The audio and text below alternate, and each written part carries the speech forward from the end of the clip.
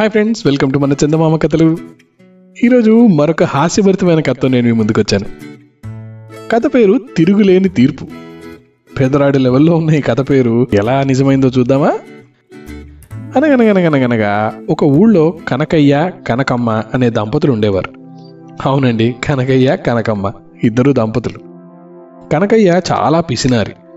నెల నెల వందల కొద్దీ సంపాదిస్తున్నా తమ ఇద్దరి తిండి కోసం రోజుకి 2 రూపాయల కన్నా ఎక్కువ ఖర్చు పెట్టేవాడు కాదు. మిగతా డబ్బంతా తీసుకెళ్లి ఇనప్పెట్టెలో దాచేవాడు. దానికి తాళం వేసి ఆ తాళం చెవిని భద్రంగా తన వద్దే దాచుకునేవాడు. కనకమ్మ ఎంత మొత్తుకున్నా తిండికి మినహా ఒక్క కాణీ కూడా ఇచ్చేవాడు కాదు. కనకమ్మ రోజు తన మొగుడిని తిట్టుకునేది. ఒకరోజు ఉదయం కనకయ్య ఏదో పని మీద పొరుగు ఊరిపోతున్నాడు.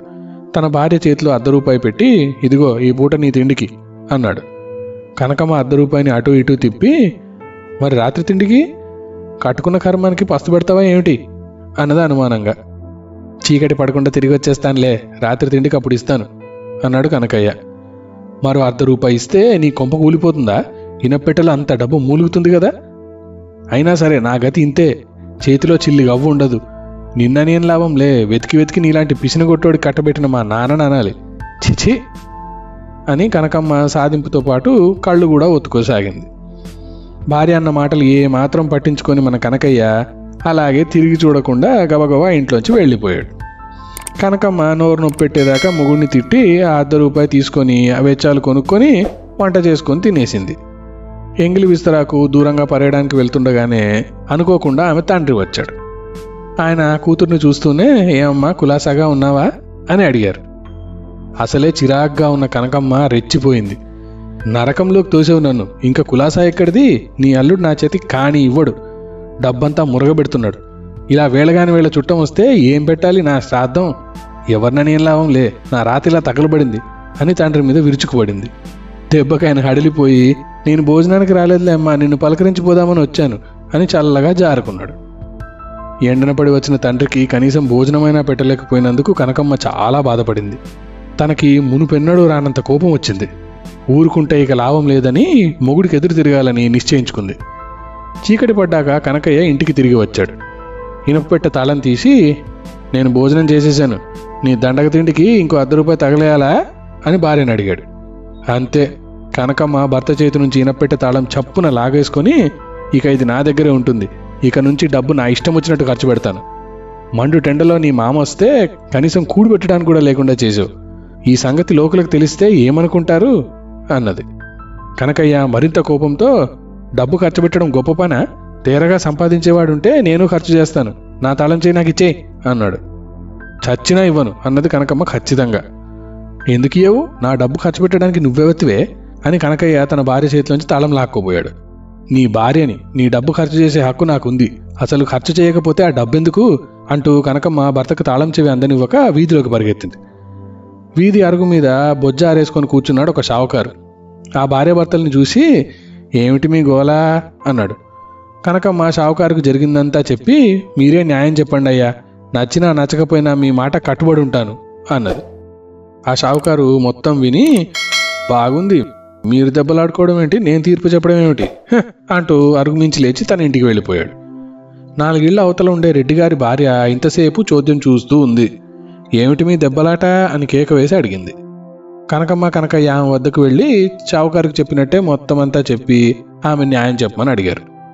రెడ్డిగారి భార్య మొత్తం విని తాపీగా, ఇది మరీ బాగుంది, నేను న్యాయం చేయడం ఏమిటమ్మా, అవతల నాకు బోలెడంత పనుంది అంటూ హడావుడిగా లోపలికి వెళ్ళిపోయింది. ఇంకా 4 ఇళ్ల అవతల ఒక తలనెరిసిన ముసలివాడు ఆ దంపతులను చూసి, ఏమి జరిగింది అని అడిగాడు. ఇద్దరు అతనికి కూడా మొత్తం సంగతి అంతా చెప్పి న్యాయం చెప్పమన్నారు. నేను మాత్రమేం చెప్తాను తల్లి, ఆలుమగల మధ్య తగాదా భగవంతుడే తీర్చాలి అంటూ తలెత్తి ఆకాశం వైపు చూసి ఒక నమస్కారం చేసి ఊరుకున్నాడు.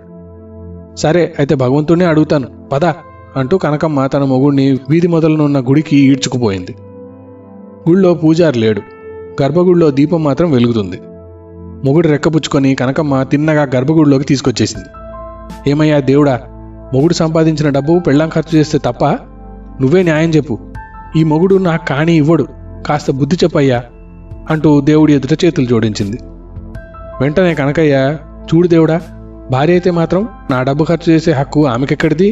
తిండికి ఇస్తూనే ఉన్నా కదా, దాని చేతిలో ఎంత డబ్బైనా నిలవదు, అందుచేత ఇవ్వడం లేదు అని కనకయ్య తన మొర కూడా దేవుడికి చెప్పుకున్నాడు.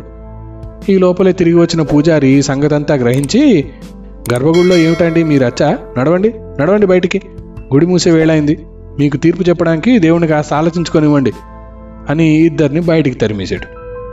తమకు కావాల్సిన తీర్పు దొరకనందుకు భార్యాభర్తలు వీధిలోకి వచ్చి మళ్లీ ఘర్షణ ప్రారంభించారు. నలుగురు చేరి, మీ ఇంట్లో మీరు దెబ్బలాడుకోండి అయ్యా, ఏంటి వీధిలో ఈ అల్లరి, వెళ్ళండి మీ ఇంటికి అంటూ అందరూ కలిసి తోసేశారు. ఇక చేసేదేం లేక ఇంటికి కాళ్ళు ఈడ్చుకుంటూ వచ్చారు. ఇంటికి రాగానే భార్యాభర్తలు ఇద్దరు నోరెళ్ళు పెట్టారు. ఏముంది, ఈయన పెట్టే తెరిచే ఉంది, దాన్ని బద్దలు కొట్టి అందులో ఉన్న ధనం అంతా ఎవడో ఊడ్చుకెళ్ళిపోయాడు. పొలా అదిరిపోలా. ఇలాంటి తీర్పు ఎక్స్పెక్ట్ చేసి ఉండరు, నేనైతే ఎక్స్పెక్ట్ చేయలేదు. మీరేం ఎక్స్పెక్ట్ చేశారనేది కామెంట్స్లో మెన్షన్ చేయండి. వీళ్ళ గొడవలో పడి ఆ పెట్టె సంగతే మర్చిపోయారు. ఎవడో అదును చూసుకొని ఆ డబ్బా అంతా కొట్టేశాడు. తాను అనుభవించినట్టు కాదు, తన పెళ్ళాము అనుభవించినట్టు కాదు, అంతా తీసుకెళ్లి దొంగల చేతిలో పెట్టాడు. ఈ కథ నుంచి మరొక ఇంపార్టెంట్ విషయాన్ని మనం తెలుసుకోవాలి. ఏమిటంటే, ఒకప్పుడులాగా ఇప్పుడు ఇనపెట్టెలో తాళం వేస్తే మన డబ్బు ఇంకిపోతుంది. సేవింగ్స్ అనేవి ఈ మధ్యకాలంలో ఏమాత్రం పనిచేయవు, అది మనందరికీ తెలిసిందే కదా. ఇన్వెస్ట్మెంట్స్ మాత్రమే పనిచేస్తాయి, మన ఫ్యూచర్కి మనకి హెల్ప్ చేస్తాయి. So stop saving and start investing. Live in the present moment అంటారు ఫ్రెండ్స్.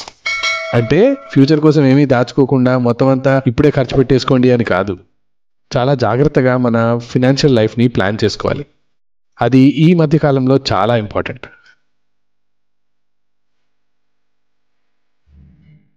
ఈ కథ కనుక మీకు నచ్చినట్లయితే తప్పకుండా దీన్ని లైక్ చేయండి, మీ ఫ్రెండ్స్ అందరితో షేర్ చేయండి. మా ఛానల్ని సబ్స్క్రైబ్ చేయడం మాత్రం మర్చిపోవద్దు. మీ అద్భుతమైన కామెంట్స్ని నాకు తెలపండి. దాంతో కొత్త కథలను మీ ముందుకు తీసుకొచ్చేటప్పుడు ఎటువంటి కథలను తీసుకురావాలనేది నాకు తెలుస్తుంది. ఆ పక్కనే ఉన్న గంట సింబల్ని కొట్టండి, దాంతో కొత్త కథల నోటిఫికేషన్స్ అన్ని మీ యూట్యూబ్ యాప్కి వచ్చి చేరుతాయి. వచ్చే వారం మరొక అద్భుతమైన కథతో మళ్ళీ మీ ముందుకు వస్తాను. అంతవరకు సెలవు, బాయ్.